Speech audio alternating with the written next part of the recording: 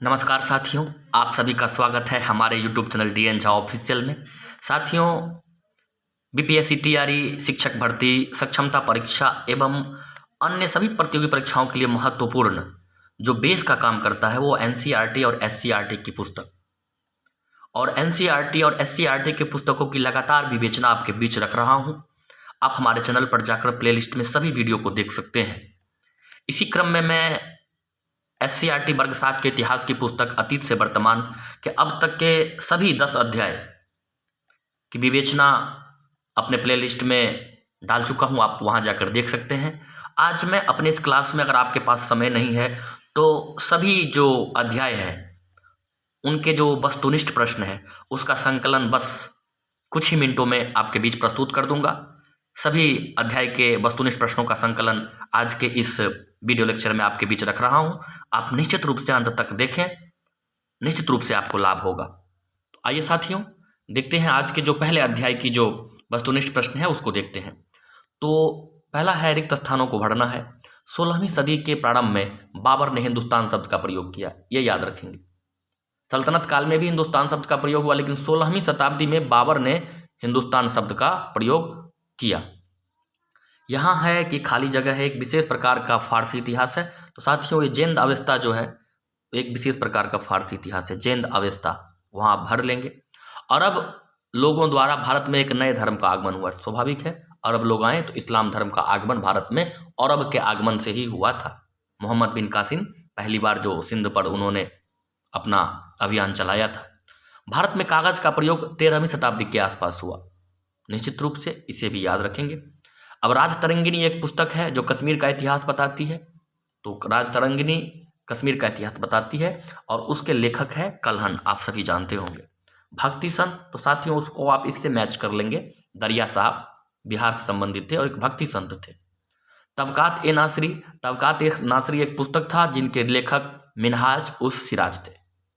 शेर शाह का मकबरा सासाराम में है, आप सभी जानते हैं। और मान सिंह ने बैकटपुर का शिव मंदिर बनवाया था, ये भी आप याद रखेंगे। अब दूसरे अध्याय की तरफ बढ़ते हैं साथियों, जहां महत्वपूर्ण प्रश्न है, यहाँ सुमेलित करना है। तो सोमनाथ मंदिर गुजरात में है। पाल वंश का संबंध बंगाल और पूर्वी बिहार के क्षेत्र से है। गोपाल, जो समय आप देखेंगे कि प्रारंभिक मध्यकाल में वहाँ अराजक स्थिति हो जाती है, तो गोपाल को लोगों द्वारा अपना शासक चुन लिया जाता है।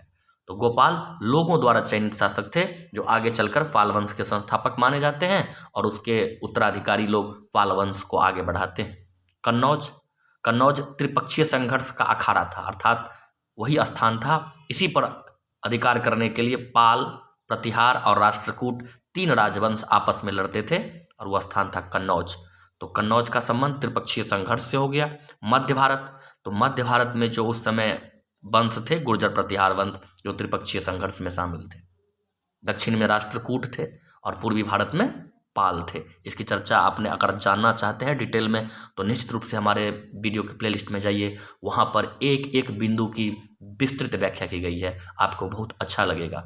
आगे बढ़ते हैं साथियों, फिर से याद करें कुछ बात है कि दिल्ली की स्थापना किस राजवंश काल में हुई। तो तोमर राजपूत वंश के काल में दिल्ली की स्थापना हुई। अलाउद्दीन खिलजी के समय किस गुलाम सेना नायक ने दक्षिण भारत पर विजय प्राप्त की थी। तो एक मलिक कफूर था जो अलाउद्दीन खिलजी का गुलाम सेना नायक था। मूल्य नियंत्रण की नीति किस सुल्तान ने लागू की थी। तो अलाउद्दीन खिलजी ने मूल्य नियंत्रण की नीति लागू की थी, आपको मालूम होगा, आप जान लें। दिल्ली के किस सुल्तान ने नहरों का निर्माण करवाया था। तो यहाँ देखिए साथियों, इस पुस्तक के अनुसार आप फिरोज शाह तुगलक लगाएंगे। दिल्ली के किस सुल्तान ने नहरों का निर्माण कराया। तो फिरोज शाह तुगलक ने। प्रथम बार नहरों का निर्माण गयासुद्दीन तुगलक ने किया था। गयासुद्दीन तुगलक ने प्रथम बार नहरों का निर्माण करवाया था। और सबसे अधिक नहरों का निर्माण किसने करवाया, तब भी आंसर फिरोज शाह तुगलक होगा। दिल्ली के किस सुल्तान ने, तो फिरोज शाह तुगलक ने नहरों का निर्माण करवाया इस पुस्तक के अकॉर्डिंग। सबसे अधिक नहरों का निर्माण किसने करवाया, तो फिरोज शाह तुगलक ने किया। लेकिन प्रथम बार नहरों का निर्माण किसने किया, तो गयासुद्दीन तुगलक होगा। इसे साथियों आप अपने मन में बसा लीजिएगा बढ़िया से इस पॉइंट को। आगे बढ़ते हैं। अब राजवंश है और उसके संस्थापक है। तो प्रारंभिक तुर्क वंश है, तो कुतुबुद्दीन ऐबक, जिसे गुलाम वंश भी कहा जाता है, मामलुक वंश भी कहा जाता है गुलाम वंश को। प्रारंभिक तुर्क वंश कहिए मामलूक वंश कहिए, गुलाम वंश कहिए, और उनके संस्थापक कुतुबुद्दीन ऐबक है। खिलजी वंश, जलालुद्दीन खिलजी उनके संस्थापक है। तुगलक वंश, गयासुद्दीन तुगलक तुगलक वंश के संस्थापक है। सैयद वंश, खिज्र खां सैयद वंश के संस्थापक है। और लोदी वंश के संस्थापक बहलोल लोदी है। आगे बढ़ते हैं साथियों, इसे आप समझ गए होंगे। अब फिर से याद करें, फिर से यह मैच करना है। तो मनसब क्या था? एक पद था मुगल दरबार में। अकबर के समय में उन्होंने मनसबदारी प्रथा शुरू की थी। मनसब एक पद था। बैरम खान कौन था? अकबर से जुड़े हुए थे और अकबर का संरक्षक था। कह सकते हैं कि अकबर बहुत कम उम्र में राजा बना था और उनका संरक्षक बैरम खान था। सूबेदार उस समय जैसे सूबा का हेड सूबेदार होता था। सूबा अर्थात प्रांतपति कहिए या गवर्नर कहिए। जहांगीर न्याय की जंजीर के लिए प्रसिद्ध है। वो उसके दरबार में जो एक न्याय की जंजीर होती थी। महाराणा प्रताप चित्तौड़ से संबंधित थे, वहाँ के वो राजा थे। आगे बढ़ते हैं साथियों। पानीपत की प्रथम लड़ाई बाबर और इब्राहिम लोदी के बीच 1526 में हुआ, इसे याद रखेंगे, और निर्णायक लड़ाई था। इसी लड़ाई के बाद भारत में मुगल वंश की स्थापना हो जाती है बाबर के द्वारा। यदि जात एक मनसब के पद और वेतन का द्योतक था तो सवार उसके सैनिक संख्या को दिखाता था। दो चीज था साथियों, मनसबदारी व्यवस्था में दो चीज था, जात और सवार। जात मनसबदार के पद और वेतन का द्योतक था। पद और वेतन का जो के लिए जो टर्म था वो जात था। और सवार जो था कि वो मनसबदार कितनी संख्या में सेना रखेगा, कितने हाथी, कितने घोड़े, कितने पैदल सैनिक, ये बताने के लिए सवार शब्द का उपयोग किया जाता था। तो जात और सवार मनसबदारी व्यवस्था में जात पद और वेतन से, जबकि सवार सैनिकों की संख्या से संबंधित था, याद रखिएगा। शेरशाह ने सरायों का बड़ी संख्या में निर्माण करवाया। सरायों मतलब आरामगृह। प्रत्येक 8 किलोमीटर पर शेरशाह ने बहुत बड़ी मात्रा में सरायों का निर्माण किया। उसमें हिंदू मुस्लिम दोनों कर्मचारी रहते थे। व्यापारियों की सुविधाओं, यात्रियों की सुविधाओं को ध्यान में रखकर उन्होंने सरायों का निर्माण करवाया था। और आप आज भी देखते हैं बहुत सारे नामों में, शहर के नामों में, दल सिंह सराय, मुगल सराय, लहेरिया सराय दरभंगा में, इस तरह से आप देखते हैं कि सराय का उपयोग किया गया है।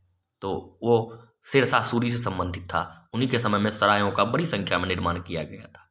अकबर का दरबारी इतिहासकार अबुल फजल था, जिससे अकबरनामा नामक पुस्तक लिखी। अकबर का दरबारी इतिहासकार अबुल फजल था, उसने अकबरनामा नामक पुस्तक लिखी। और उसी अकबरनामा का दूसरा खंड जो है वो आईने अकबरी है। तो आईने अकबरी अकबरनामा का ही हिस्सा है। तो आपको पूछे आईने अकबरी के लेखक कौन है, तो अबुल फजल। अकबरनामा के लेखक कौन है, तो अबुल फजल। अबुल फजल कौन है?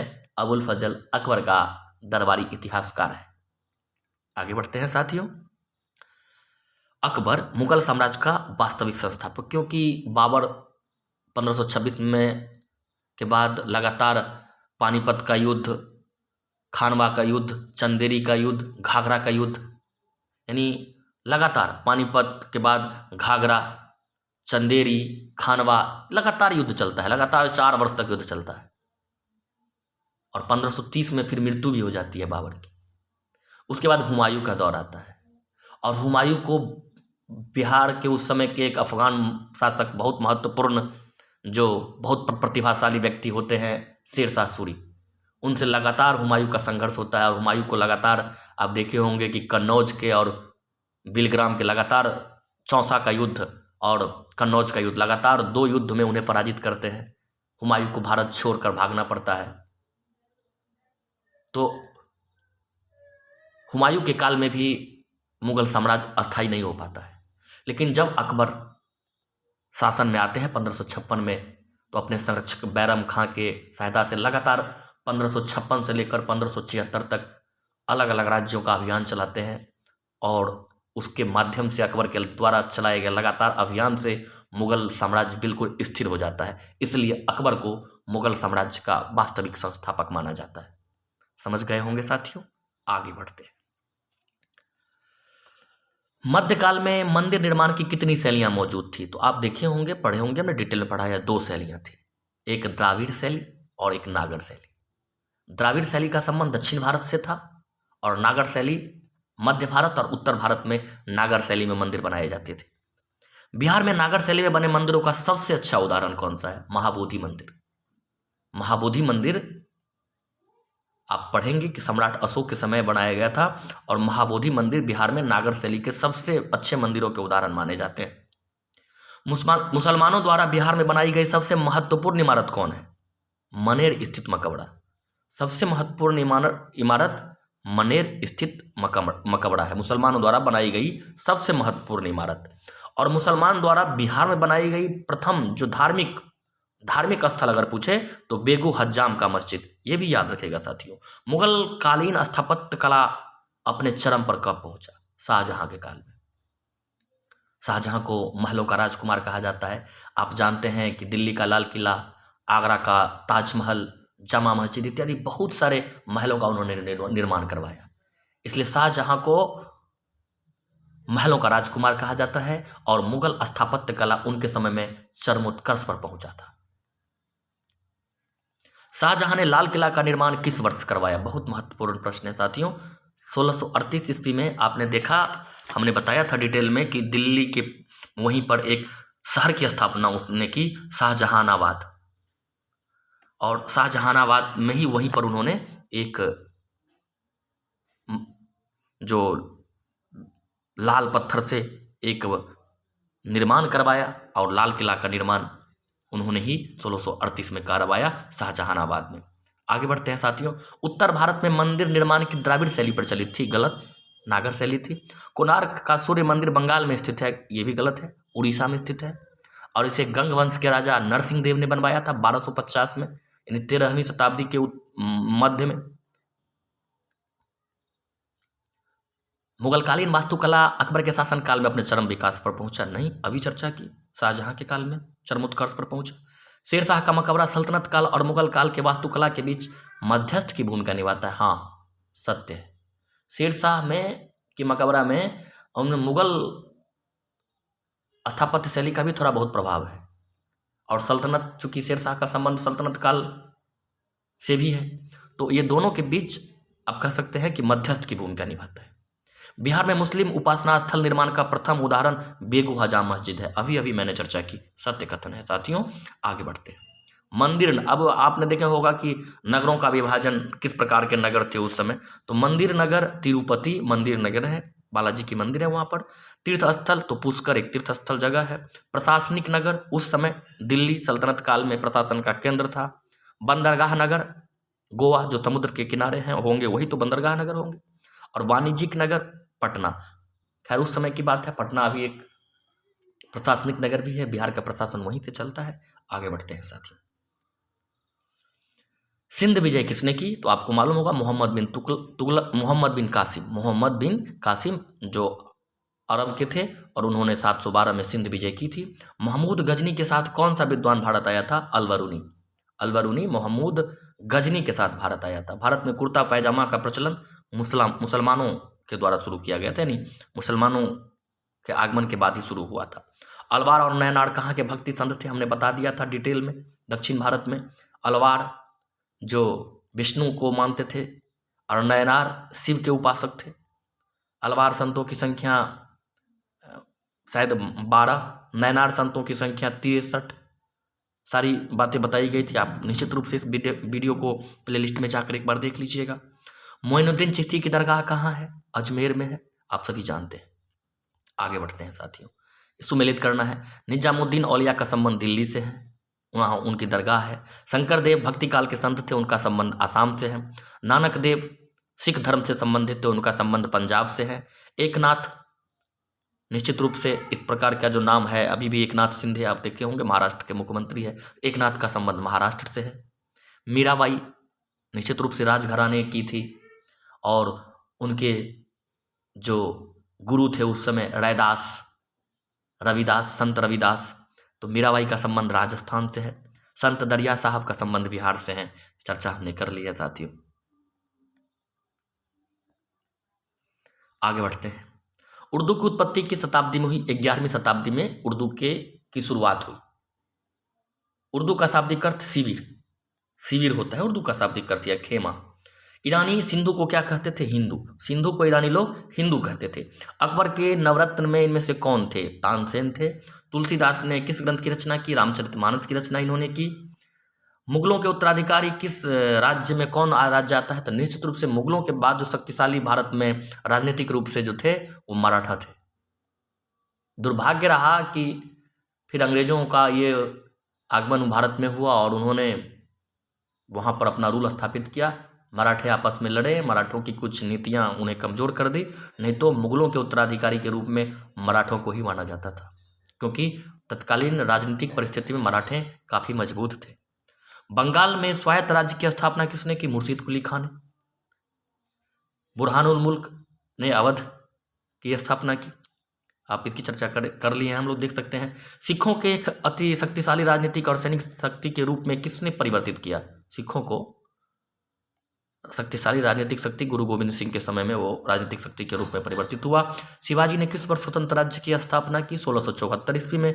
मराठा परिसंघ का प्रमुख कौन था? पेशवा।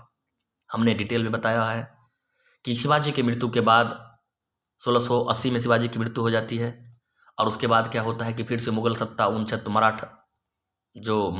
मराठा राज्य होते हैं उन राज्यों पर फिर से मुगल का प्रभाव स्थापित हो जाता है। औरंगजेब जिंदा होते हैं, उस समय जीवित रहते हैं। जब 1707 में औरंगजेब की मृत्यु हो जाती है तो शिवाजी के उत्तराधिकारी के द्वारा चित्पावन ब्राह्मण के हाथों में फिर से उनको सौंप दिया जाता है सारी शक्ति पेशवा के रूप में। और ये पेशवा क्या करते हैं कि पूरे मराठा राज्य को 5 भागों में बांट देते हैं और 5 का प्रमुख जो हो जाता है वो पेशवा इन 5 का प्रमुख हो जाता है, जिसको मराठा संघ कहा जाता है। और मराठा परिसंघ का प्रधान पेशवा हो जाता है और उसके बाद से लगातार फिर से मराठा की शक्ति बढ़ने लगती है। लेकिन 1761 ईस्वी में फिर पानीपत के तृतीय युद्ध में अफगानी शासक अहमद शाह अब्दाली और मराठों के बीच युद्ध होता है। मराठों की पराजय हो जाती है। इसके बाद फिर से मराठा शक्ति कमज़ोर हो जाता है। आगे बढ़ते हैं साथियों। डिस्क्रिप्शन में डिटेल में हमने चीज़ों को बताया है, आप वीडियो को देखिए, निश्चित रूप से साथियों अच्छा लगेगा। निम्नलिखित में मेल बैठा है। ठेकेदारी प्रथा भू राजस्व प्रशासन थी, जिसे सबसे पहले अगर देखें तो ठेकेदारी प्रथा मुर्शीद कुली खान ने बंगाल में शुरू किया था। फिर इसको हैदराबाद के निज़ाम, अवध के नवाब, इन लोगों ने भी अपनाया इसको। सरदेशमुखी एक प्रकार का टैक्स था, मराठा के द्वारा लगाया जाता था। चौथ और सरदेशमुखी। निजाम उल मुल्क का संबंध हैदराबाद से, उन्होंने हैदराबाद के स्वतंत्र राज्य की स्थापना की थी मुगल राज्य से स्वतंत्र होकर। सूरजमल जाटों के सबसे प्रतिभाशाली नेतृत्व करता हुए, सूरजमल का संबंध जाट से है। और 1707 में औरंगजेब का निधन हो जाता है। आगे बढ़ते हैं साथियों। आगे क्या बढ़े, समाप्त हो गई। ये बिल्कुल कलेक्शन है, संग्रह है वर्ग 7 के SCRT के वस्तुनिष्ठ प्रश्नों की। पर इन प्रश्नों के अतिरिक्त हमने इस पर थोड़ी विवेचना भी दी साथियों। निश्चित रूप से आपको अच्छा लगा होगा। अच्छा लगा है तो कमेंट कीजिए, वीडियो को लाइक भी कीजिए, थोड़ा शेयर भी कर दीजिए और सब्सक्राइब भी कीजिए, क्योंकि हमने जो मेहनत की है तो उसकी मेहनताना मिल जाए तो अच्छी बात है। तो वीडियो को अंत तक देखने के लिए आप सभी का बहुत बहुत धन्यवाद।